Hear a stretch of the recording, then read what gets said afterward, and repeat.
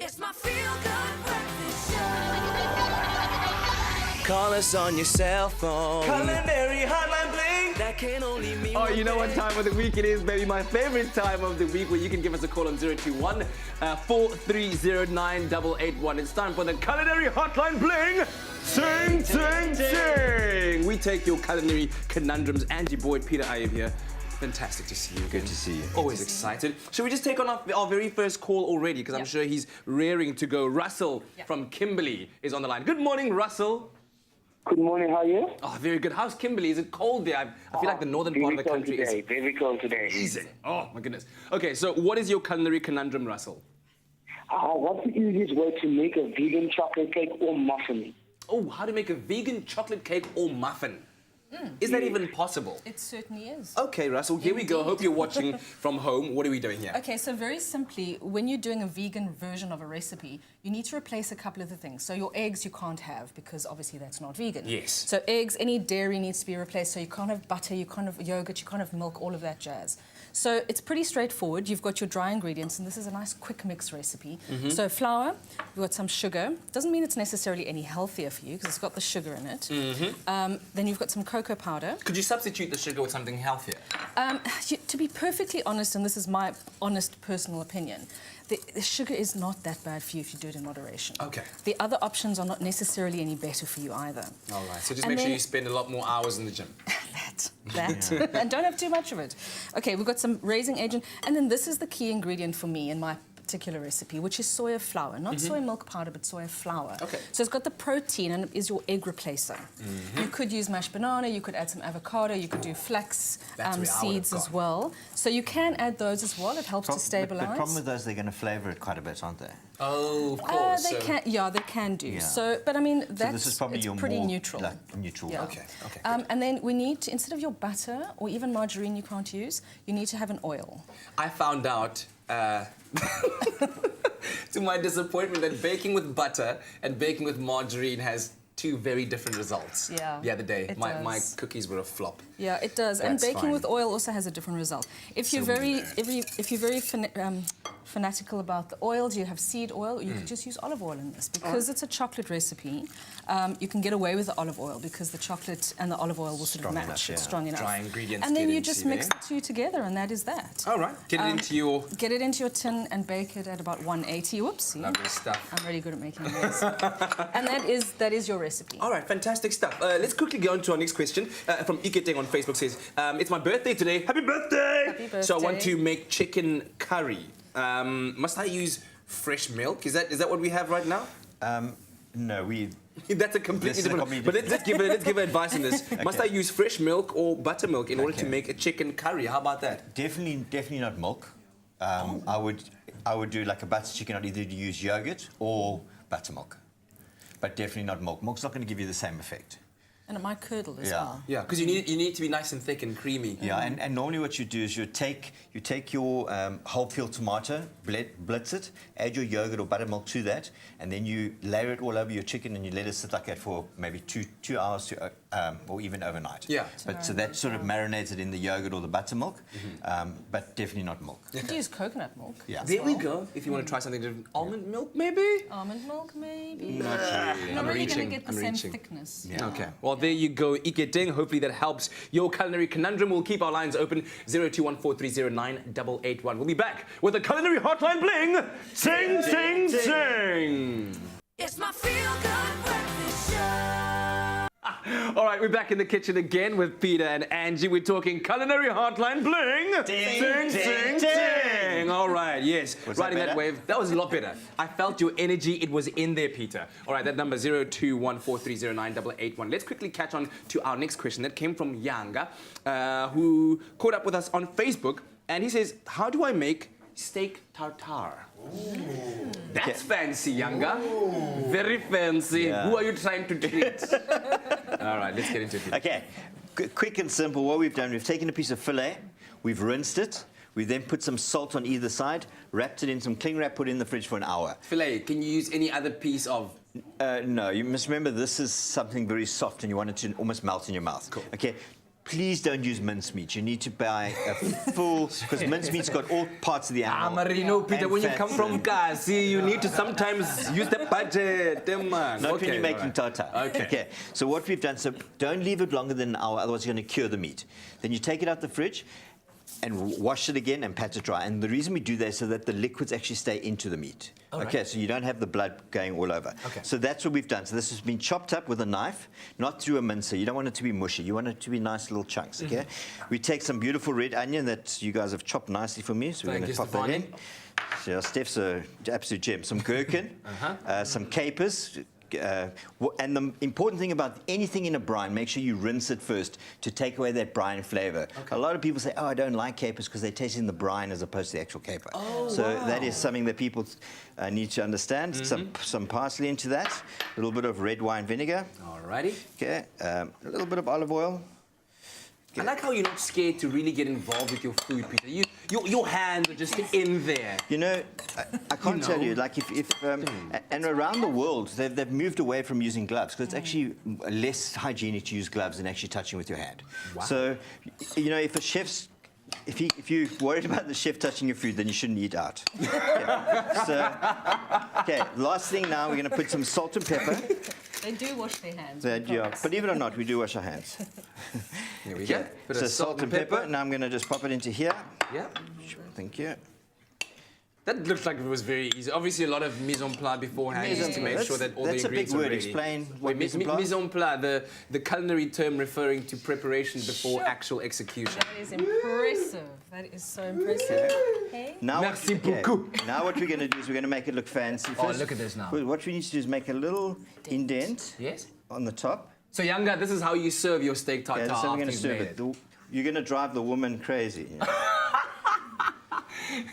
So in case you're trying to treat uma bebeza, this is what you do. Oh, look at that. Get out of my life. Now we're just going to make it a little bit fancier.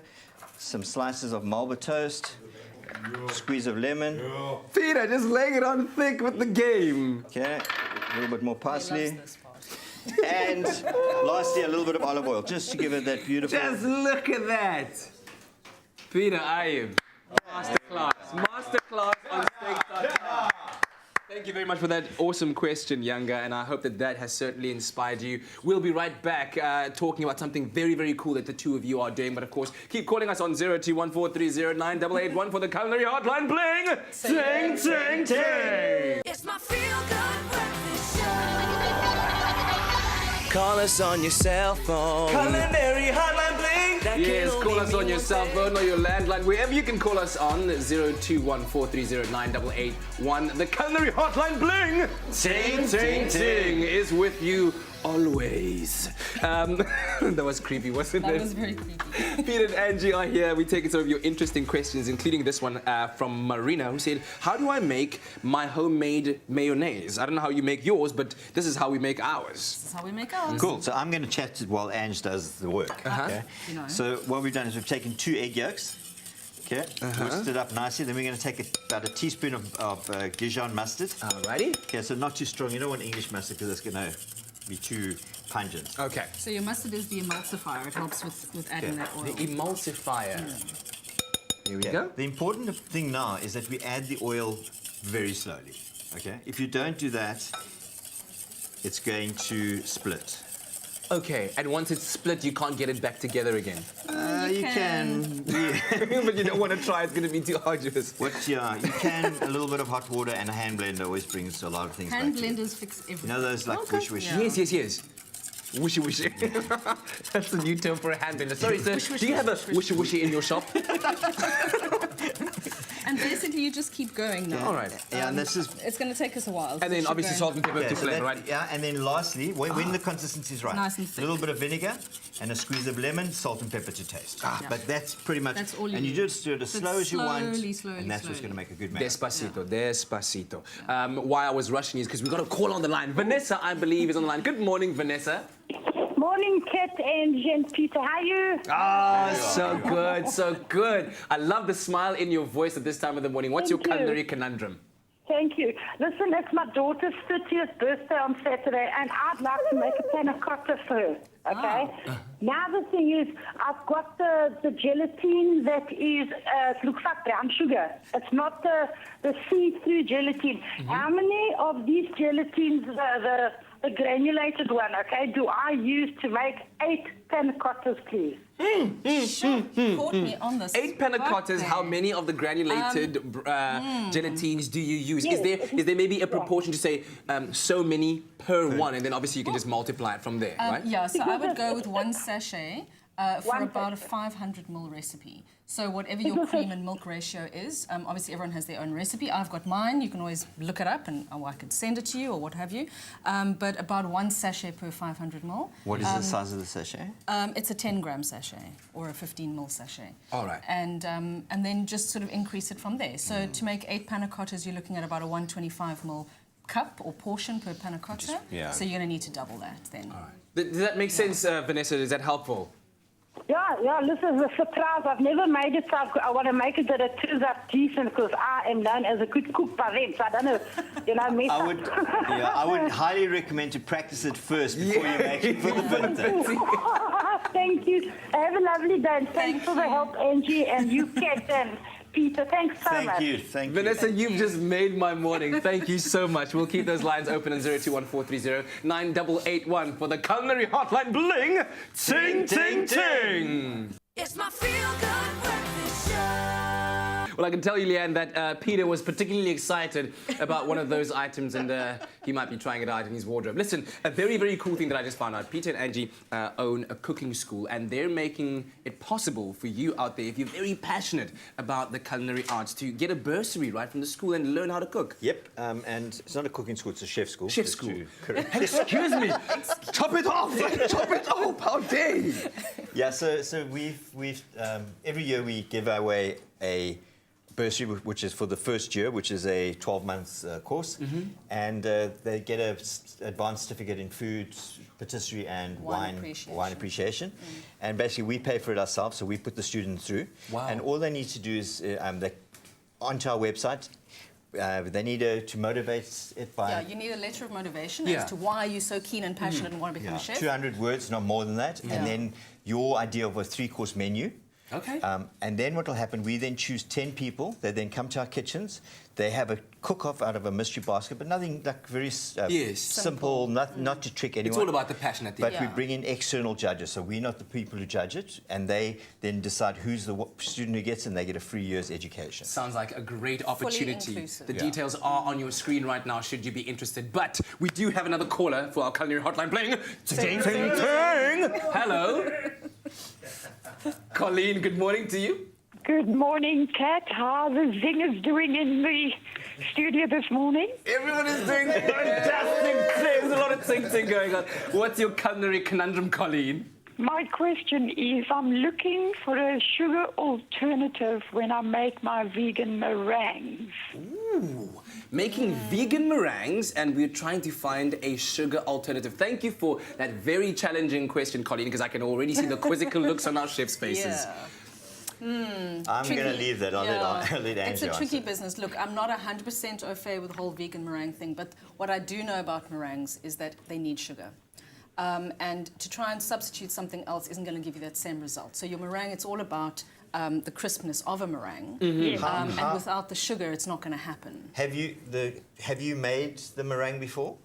Yes, I have. I've tried it with sugar, and it works perfectly. But I've tried it with agave granules, and it takes a lot longer to sort of crisp up, and it's probably an hour or even more. I normally bake, when I bake with the sugar, it bakes for 2 hours, and I turn off the oven and I leave it. But when I use the agave crystals, then I also find that my meringues are cream or sort of a beige colour at the end. Okay. You see, I think... Look, sorry, Angie. all sugars have different melting points as well. So But you really... The substituting agave for the sugar is not really... No, the problem with agave is that it's not necessarily any better for you than having sucrose. So this is where I've got a bit of a controversy with the different types of sugars and the different types of sweeteners. You can substitute with fructose or agave or all of those xylitols, and that you don't get the same result, and they're not necessarily better for you. Yeah. So in my estimation, rather use the sucrose, the sugar, your caster sugar, Yes. and just have a tiny little bit of it if you are diabetic. Have it in for example. moderation. But that's something Yes. we very strongly, like, it's even bread. I mean, eat it when it's good bread. So don't eat like your sliced bread every day, but when you're going to treat yourself, do it properly and just eat it in moderation. All right. Moderation. Well, Colleen, thank you so much for Thank you. the call and the culinary conundrum, and to everyone else who phoned in as well. Much appreciated. Peter, Angie, thank you so much. We'll do this again next week on the next episode of the Culinary Hotline Bling. Sing, Sing, sing, sing.